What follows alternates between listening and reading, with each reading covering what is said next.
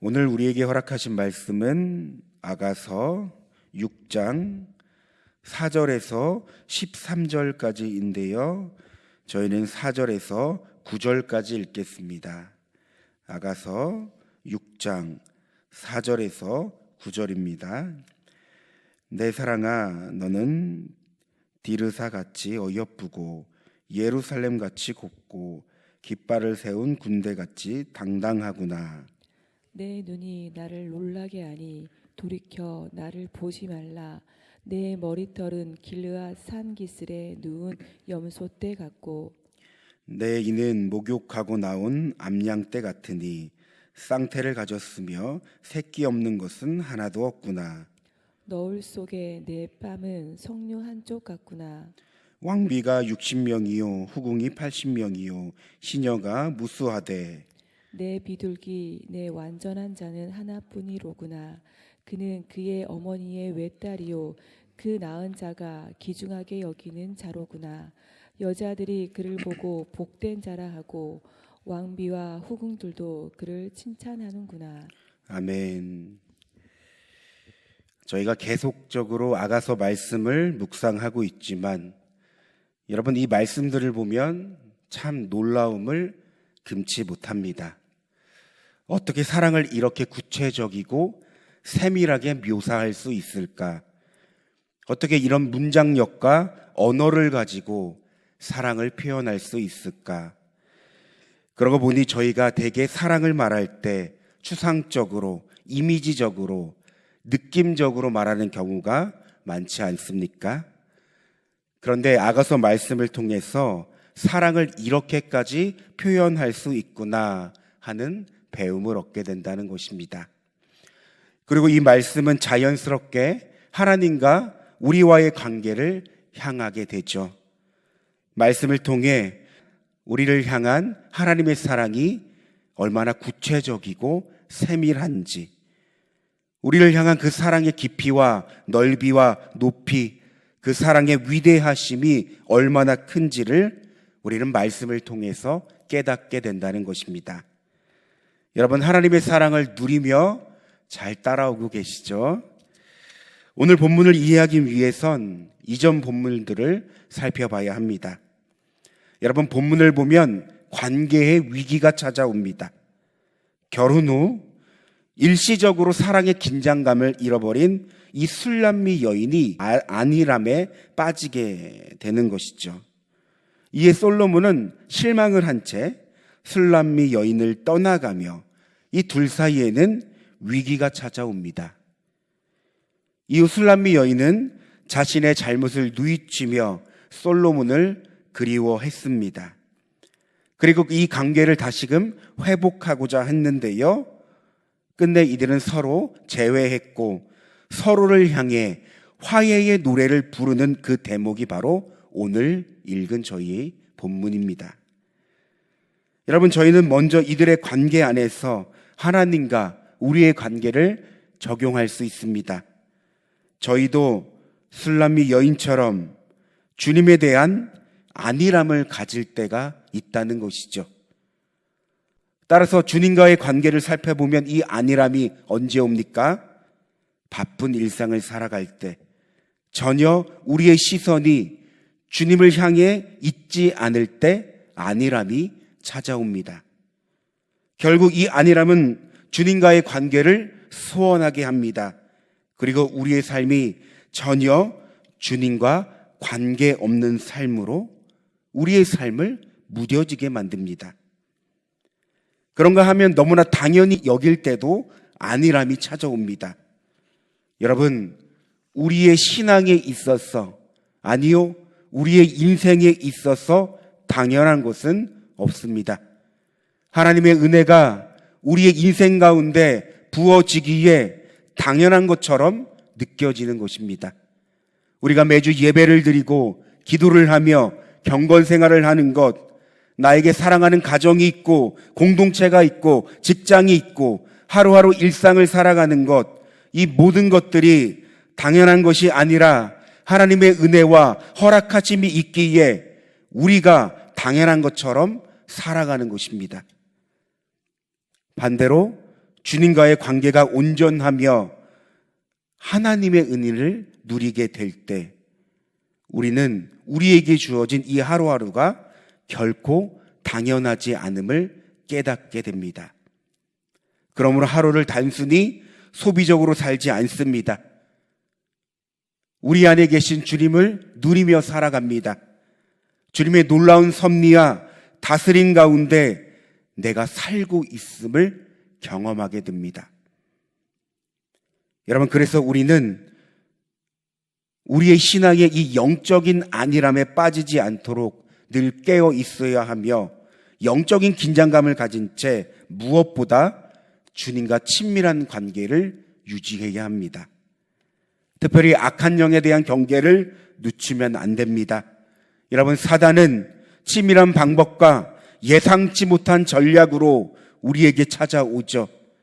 우리가 영적인 긴장감을 가지지 않으면 어느 순간 우리의 마음은 안일해지며 진리에 대해 바르게 반응하지 못하게 된다는 것입니다. 그래서 여러분, 우리에게 필요한 것이 있다면 무엇입니까? 말씀과 기도입니다. 여러분, 이것이 당연하고 기본적인 것 같지만 우리가 말씀과 기도를 통해 주님을 충분히 만나지 못하고 깊은 연합의 관계를 누리지 못하면 어느 순간 우리 안에는 이 주님과의 관계 안에서 이 안일함이 찾아오고 이 안일함이 깊이 우리의 신앙 가운데 스며든다는 것입니다.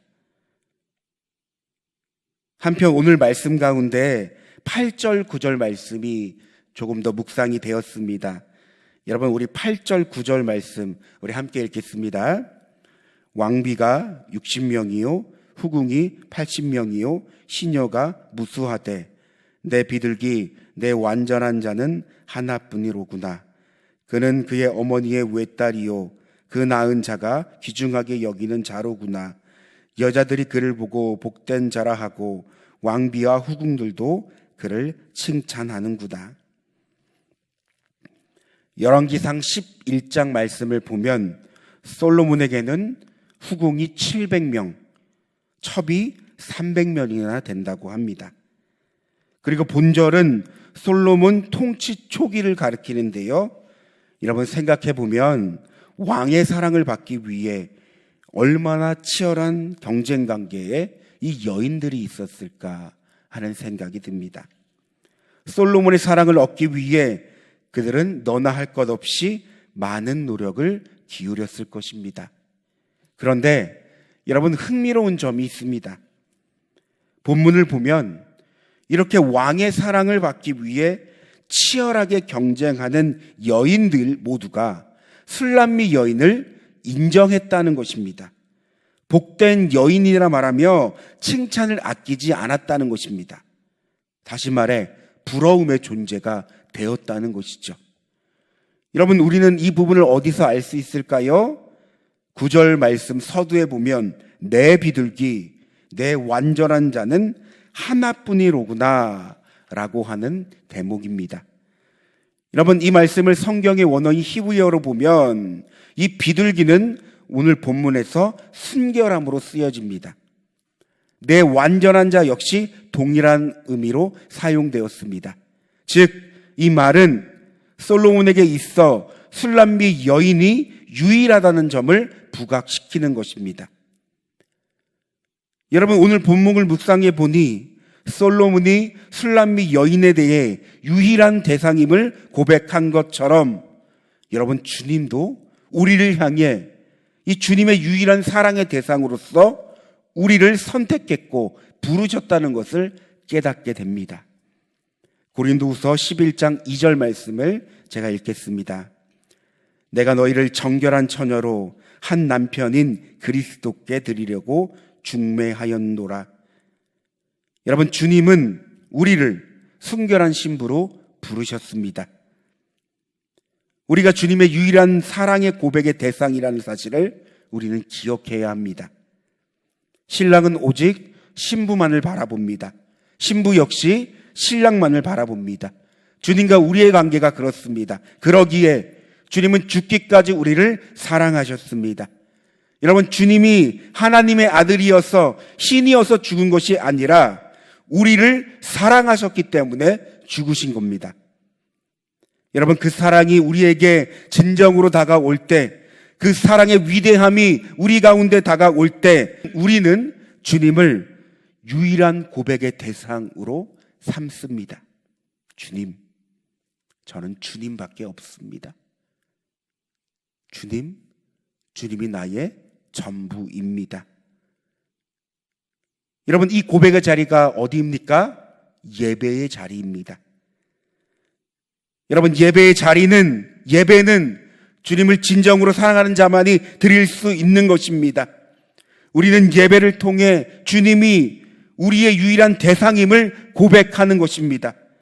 그러니 여러분, 예배를 더욱 사랑하십시오. 예배를 위하여 은혜를 구하십시오. 예배를 위하여 몸부림치며 살아있는 예배가 될 수 있도록 그 예배 가운데 살아계신 하나님을 만나며 우리의 영이 하나님으로 말미암아 기뻐하며 즐거워하며 친밀한 교제를 나눌 수 있도록 예배를 사랑하십시오. 우리가 거룩한 산 제물이 되어야 합니다. 여러분, 예배만큼 주님을 향해 우리의 순결성을 보여주는 것은 없습니다. 우리의 인생 가운데, 우리의 신앙 가운데 예배가 전부입니다. 예배가 실패하면 신앙도 실패하는 것입니다. 살아계신 하나님을 만나는 이 예배가 성공해야 우리가 살아갈 때, 우리가 믿음으로 살아갈 때 승리의 삶을 살아갈 수 있는 것입니다. 그래서 종교개혁자 칼빈은 이런 말을 했습니다. 교회의 생명은 사람 숫자의 많고 적음에 달려있는 것이 아니라 복음의 순결성에 달려있다. 여러분, 우리는 주님을 향한 이 순결성을 잃어버리지 않기 위해 몸부림쳐야 합니다. 주님이 이 땅 가운데 오실 때까지, 우리의 한평생이 다할 때까지 우리는 몸부림쳐야 합니다. 물론 이 과정이 쉽지가 않겠죠. 우리가 살아감은 치열한 영적 전쟁과 부딪힘과 부대낌이 있는 것입니다. 그러나 성경을 보면 이 치열한 영적 전쟁 가운데 주님은 이미 승리하셨고, 승리하신 주님이 우리 안에 계셔서 우리가 승리의 삶을 살아갈 수 있다고 성경은 선언합니다. 여러분, 우리가 환경과 상황과 여러 가지 어떠한 면을 보는 것이 아니라, 보이는 시선이 보는 것이 아니라 성경이 하나님이 우리 가운데 어떻게 선언하고 선포하고 있는지 이것을 믿고 우리의 삶에 적용하는 것이 믿음입니다.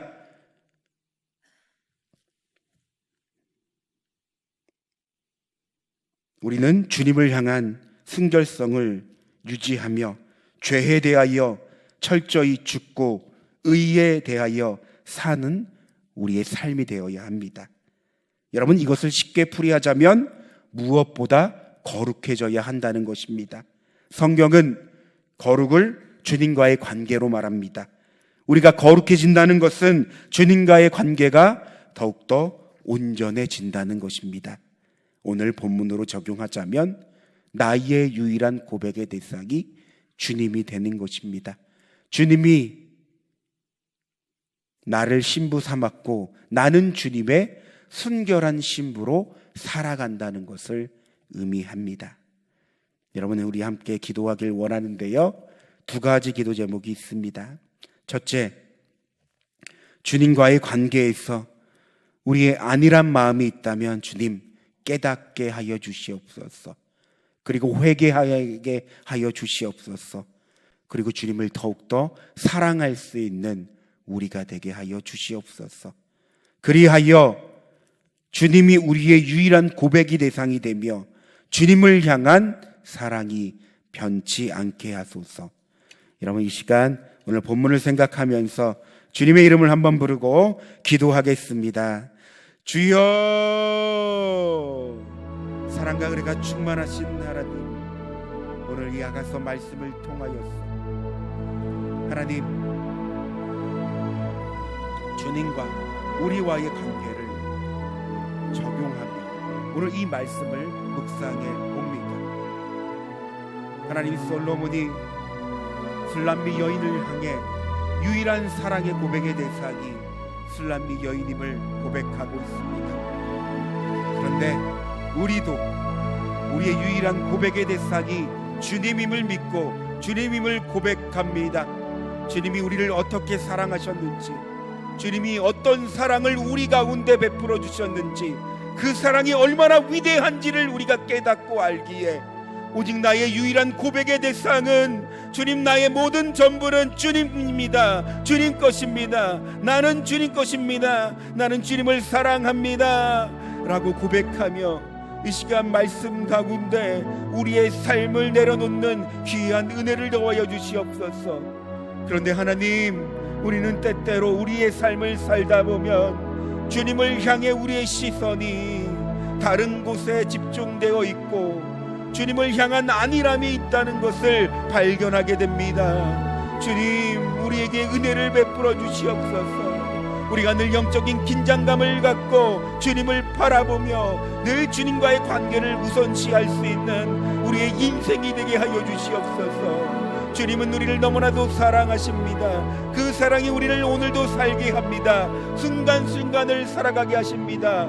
그 놀라운 그 사랑이 우리를 더욱더 주님과 연합하게 하여 주시고 주님으로 결론된 우리의 인생이 될 수 있도록 주님, 우리를 인도하여 주시옵소서. 사단은 우리가 하나님 주님과 온전한 관계를 이루지 못하도록 많은 유혹과 시험과 어려움과 고난을 줍니다. 그러나 하나님, 우리는 이미 넉넉히 승리한 자로서 승리의 삶을 살아갈 수 있습니다. 우리가 영적인 긴장감을 늦추지 않고 늘 깨어 말씀과 기도로 주님과의 관계를 철저히 돌아보게 하여 주시고 온전한 관계를 유지할 수 있는 우리의 신앙이 될 수 있도록 주님, 우리를 인도하여 주시옵소서.